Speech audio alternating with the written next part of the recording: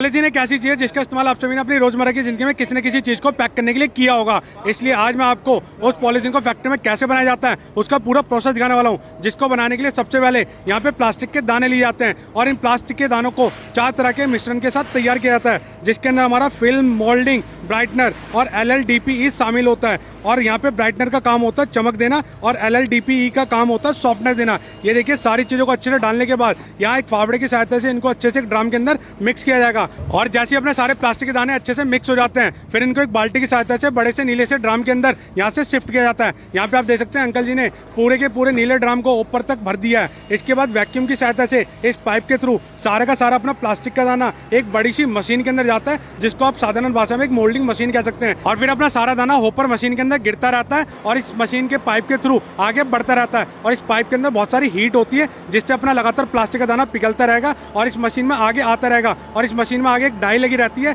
जहाँ से पॉलीथीन का शेप लेता रहता है और देखने में बिल्कुल आपको ऐसा लगे जैसे पानी का गुब्बारा बन चुका है, क्योंकि इसके चारों तरफ पानी पड़ता रहता है जो इस प्लास्टिक को लगातार यहाँ पे ठंडा भी करता रहता है। यहाँ पे आप देख सकते हैं इस मशीन के अंदर एक कुएं जैसा आपको गहराई दिखाई दे रही होगी, जिस कुएं की गहराई से ये प्लास्टिक नीचे जाती रहती है और पानी के साथ अच्छे से मिक्स होती रहती है और लगातार साथ ही साथ ठंडी भी होती रहती है। और जैसे जैसे पन्नी अपनी नीचे जाती रहती है आपस में चिपकती रहती है और ये एक पन्नी के अंदर ही 2 पन्नियां आपस में चिपक जाती हैं और फिर आगे चलकर ये अलग अलग हो जाती हैं। ये देखिए सारी पन्नी अपनी ठंडी होने के बाद यहाँ से आगे जाती रहती है और एक रोलर के अंदर कनेक्ट होती है, जहाँ से रोलर पे लगातार लिपटती रहती है। और एक बार में यहाँ पे कम से कम 40 से 50 किलो का रोल इकट्ठा किया जाता है और जैसे ही अपना पूरा रोल बनकर अच्छे से तैयार हो जाता है, इसको काट कर अलग कर लिया जाता है। ये देखिए अपनी सारी शीट आती जा रही है और इसके ऊपर चिपकती जा रही है। और देखिए पूरे का पूरा एक रोल बनने के बाद यहाँ पे भैया जी आ चुके हैं, जिसको बढ़िया सावधानी पूर्वक काटेंगे और इसको निकाल कर अलग रख लेंगे। और जैसे ही अपने यहाँ पे 30 से 40 रोल बनके तैयार हो जाते हैं, फिर इन रोल को अगले प्रोसेस में लेके जाया जाता है, जहाँ पे इनका प्रिंटिंग का प्रोसेस स्टार्ट होता है।